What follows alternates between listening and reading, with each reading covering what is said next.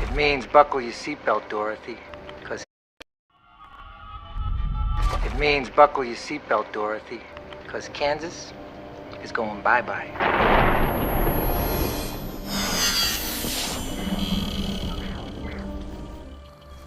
This line is tapped, so I must be brief.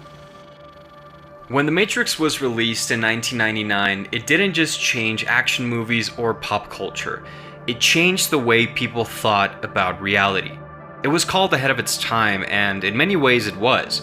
Its groundbreaking special effects redefined action. Its vision of a future shaped by AI felt eerily possible. And its questions about control and perception stuck with people long after the credits rolled. He's beginning to believe. But as time goes on, something else becomes clearer. The Matrix was only about the future on the surface. Beneath that, it's a movie about humanity's eternal struggle, with its own creations, with the systems that shape our lives, with the invisible limits we place on ourselves, and with the quiet war between what we're told to be and what we might become. This isn't about the machines, it's about the mind. Because what really traps us isn't technology, it's our beliefs. Sure, the Matrix touches on AI and control, but that's not what this is really about. On the surface, The Matrix is a story about escaping a simulated world, but if we dig deeper, it's about escaping the self-imposed limits we carry within us. The fear, the doubt, the disbelief. That's the real reason the film still matters today and why it might matter even more in the years to come. It's not about technology, it's about the invisible code running in our minds and the choice to rewrite it. Right from the start, we're shown that this world has rules, but not everybody is bound by them. Some, like Trinity, can bend them, others can't. And those who enforce the rules, the agents, are terrifying not just in power but in what they represent. Total control. Then we meet Neo. He's already looking for something. He's disillusioned, disconnected. He knows something is wrong with the world, but he can't really explain it. He lives in apartment 101, binary code. He is a programmed identity. But there is tension in that number too. Is he a 0 or is he the 1? This conflict between his programmed self and his potential self is already there even before he meets Morpheus. Even the dialogue and visuals hint at a deeper truth. My own personal Jesus Christ. And whether intentional or not, Room 101 is also the torture chamber in George Orwell's 1984, where people are forced to confront their deepest fears. This parallel might be a reach, but it fits because for Neo, the apartment represents quiet, psychological suffering. He's stuck living a life that doesn't feel real, haunted by the sense that something is deeply wrong. We get to see more of Neo's situation in the scene where he goes to work. His boss lectures him with the kind of language that reveals exactly what the Matrix demands: obedience without question. This company is one of the top software companies in the world because every single employee understands that they are part of a whole. Thus, if an employee has a problem, the company has a problem. These aren't just corporate lines, they are the voice of the system, reminding Neo of his place. The message is clear. Individuality is a threat. Questioning the rules makes you the problem. And the boss doesn't just sound like the system, by the way, he sounds like an agent. Along with Agent Smith, he's the only person in the film who calls Neo Mr. Anderson. Visually, this scene makes the same point. As Neo speaks with his boss, a window cleaner wipes away the dirt. The image shifts from blurred to clear. Neo is beginning to see, just barely, through the illusion. He's still not fully awake, but he's beginning to open his eyes. The agents are all about control, and control depends on keeping up appearances. So when Neo is captured, Smith opens a file he clearly already knows by heart, so it's pure theatrics, a way to maintain the illusion that this is a normal interrogation. But when Neo asks for his phone call, the tone shifts. A phone call, after all, represents the only way to get out of the Matrix. The response is immediate and brutal. They seal his mouth. The message is clear. Even the idea of escape is a threat to the system. Even the outfits reinforce the divide. The agents wear identical suits, clean, corporate, mechanical. There's no room for individuality. They are the system. In contrast, Neo, Morpheus, and Trinity wear outfits that are sleek, unique, and distinctly their own. Yes, they look cool, but it goes beyond aesthetics. Their style is rebellion, a visual rejection of conformity and control. Another visual cue comes in the next scene inside the car with Trinity, APOC, and Switch, where the rain on the window even looks like Matrix code, quietly reminding us that we're still trapped inside the illusion. But the real power of this scene isn't just visual, it's emotional. You have been down there, Neo. You know that road. You know exactly where it ends. And I know that's not where you want to be. It's a perfect line for anyone trying to leave something behind. A job they hate, a toxic relationship, an addiction, a version of themselves they've outgrown. That's the hidden beauty of this scene. The Matrix isn't just a prison for the mind, it's a metaphor for every loop we're afraid to break, even when we know exactly where it leads.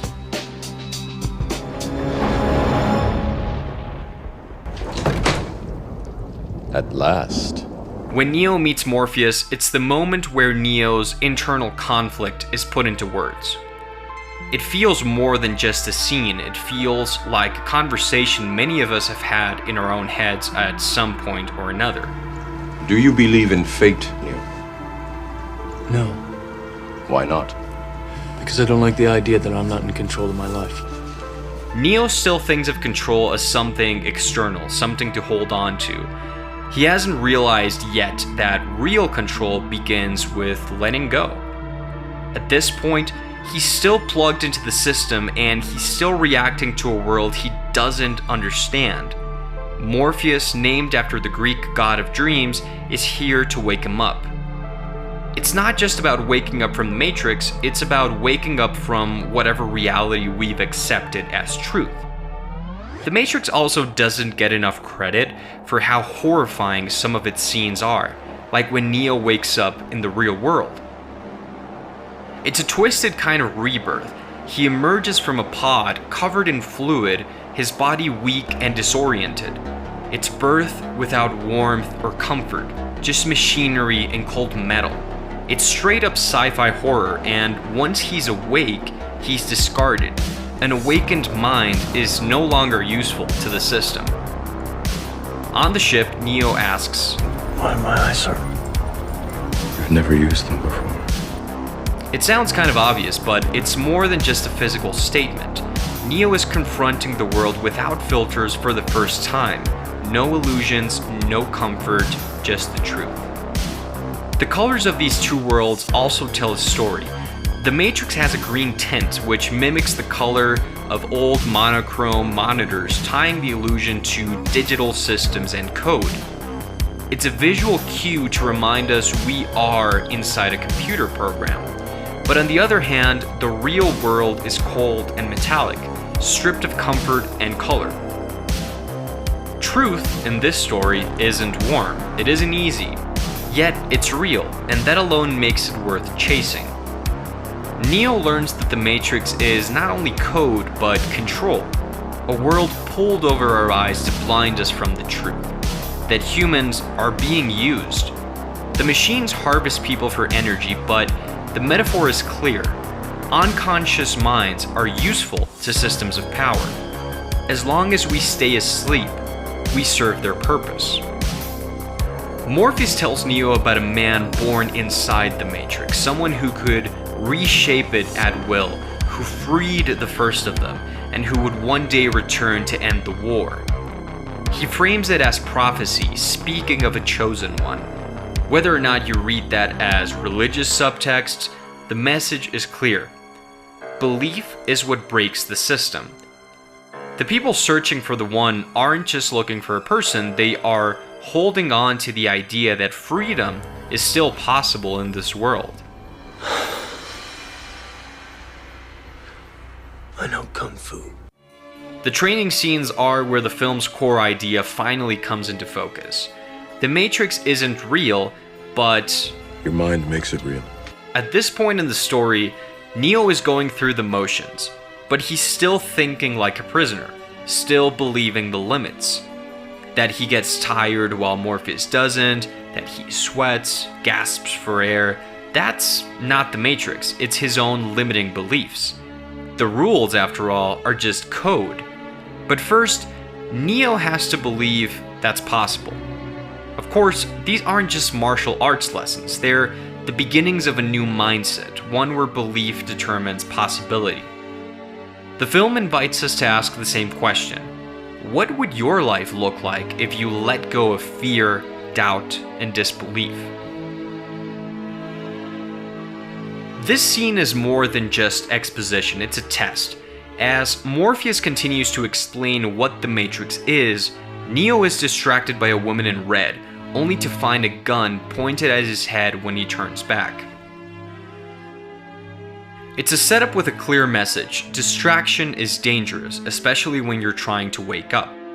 The woman in red could symbolize lust, sure, but more broadly, she's any temptation that pulls your mind off the path. Social media, comfort, ego, fear, lust. The Matrix will use anything to keep you from seeing clearly and focusing on the path. This moment distills something critical. You can't just wake up. You have to stay awake. You have to stay focused. Because the system is always watching for the moment your guard drops. Cypher is one of the most important characters in the movie, not because he's evil, but because he's deeply human. He's tired, he's disappointed, he misses pleasure and normalcy. And even when he says, "Ignorance is bliss," you can't really disagree with him. That's precisely what makes him dangerous and very relatable. He knows the stake isn't real, yet he doesn't care.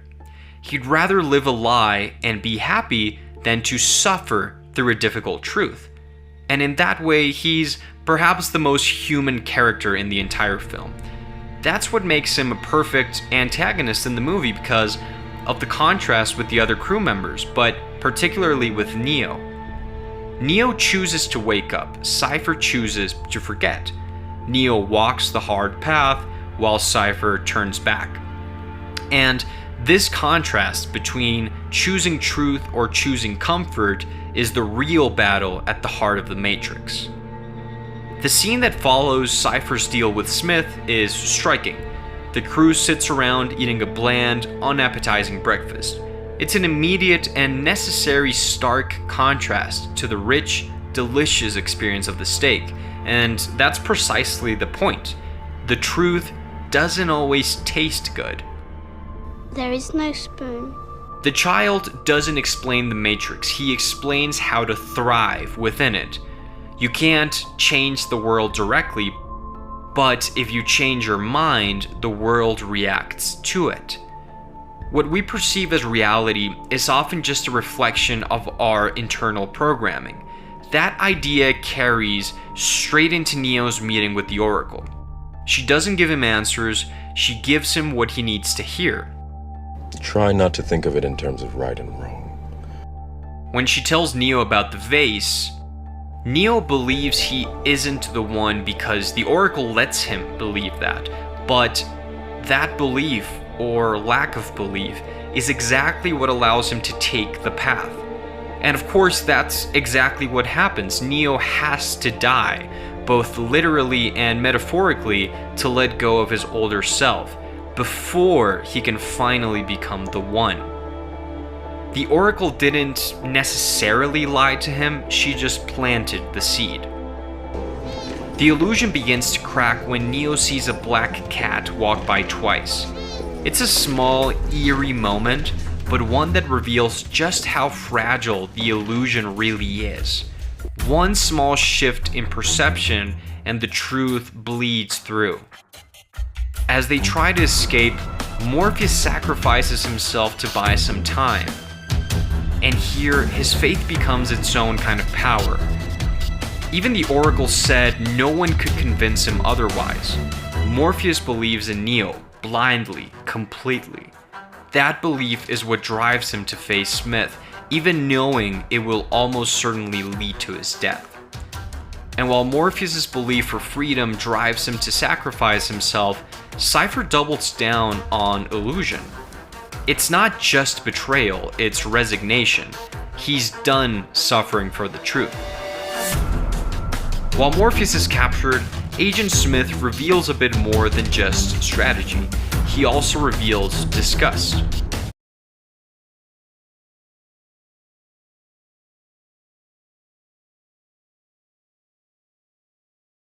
Not just with the Resistance, but with humanity itself. I hate this place. This zoo, this prison, this reality. Smith calls humans a disease. He loathes being around them. But beneath his hatred is something more desperate. He wants out. The irony is sharp. Smith, an agent of the system, is just as trapped as the people plugged into the Matrix. He also wants to escape, but unlike Neo, who opens his mind and eventually lets go of his doubts and fears, Smith wants freedom through domination and destruction. And then there's this. As soon as we started thinking for you, it really became our civilization. This line is almost a prophecy at this point. The Matrix takes over not through war, but through surrender, when humans decide to stop thinking for themselves and allow the machines to think for them. In this way, it's not only about AI becoming smarter, it's about us becoming passive. Smith's monologue can even be read as a dark mirror to modern life. Someone stuck in a job they hate, repeating the same old days, constantly fantasizing about escaping. That's why we can almost empathize with him, which makes him a very efficient antagonist. That's why I have to go. Why? Because I believe in something. What? I believe I can bring him back. The entire sequence of Neo and Trinity rescuing Morpheus has some of the coolest action sequences ever put to film, iconic for a reason. But beneath the bullets, something deeper is happening. Neo begins to walk the path. He's beginning to internalize the truth that the limits he once believed in were never real. And that belief, more than anything else, is what begins to set him free. He's still not fully awake, but this is the moment the true shift begins. He's no longer a passenger in his story. He's taking control by believing in himself. There's a difference between knowing the path and walking the path. That line hits harder now than ever. We live in an age where knowledge is everywhere. Books, motivational videos, endless podcasts, but execution, that's rare. Neo knew the theory, but it wasn't until he acted that the transformation truly began. In the subway fight with Smith, Neo stops running. He turns around, not because he's certain he will win, but because he's no longer afraid to try. Moments later, he dies, but it's only in death and completely letting go of who he was that he's finally, completely reborn. This time, fully awake. He can now see the code. He no longer has to dodge bullets. He can move through the Matrix completely freely, molding it to his will, like it's clay in his hands. And finally, Neo calls his shot. He ends the movie not with violence, but with clarity, telling the machines and us exactly what's coming. Once we stop playing by the rules of fear and control, and once we start believing in terms of possibilities instead of limitations, anything is possible. The Matrix isn't just a prison, it's a mirror, a reflection of our own reality. And when we decide to stop obeying and start believing, we bend the world to our will. The choice won't be easy, but it's yours.